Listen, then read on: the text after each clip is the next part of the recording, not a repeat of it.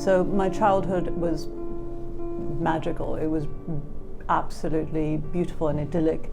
I lived in a Venezuela which is completely different than the Venezuela now. It was a place of promise and potential. It was Caracas in the 70s and 80s, and in this remarkable country we had a beautiful house, a beautiful garden, and it was really every child's dream. And at the same time there was the figure of my father, who was immensely successful and very engaging and very focused on the now. With all these colors and all this beauty and all this contrast, there was this man who seemed to go perfectly well in this world, and yet there were little bits, like little cracks in this sort of technicolor world, little bits of darkness that seeped through. So when I was a little girl, I would wake in the middle of the night because my father would be screaming, and he would be covered in sweat, and he'd be screaming, having these horrendous nightmares, and his screams were in a language that I didn't understand.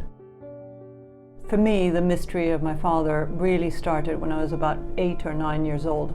I had a detective club, and we had been spying that afternoon on my father. One of the detectives reported that my father had moved a box from one place where he fixed watches, one long dark room, to the library.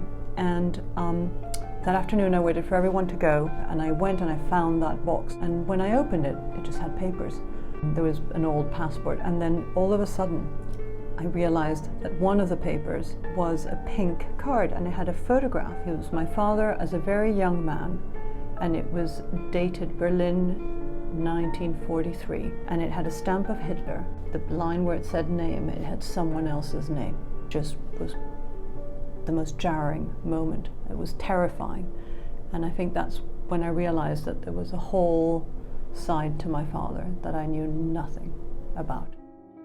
This book started as a personal journey, and it's really also a detective story, a story of how I pieced together the mystery of my father, and how in doing so I discovered this wonderful, vibrant family that I had in Prague before the war. It's really just a story of, well, it's a story of identity and family, and what makes us who we are and what keeps us alive.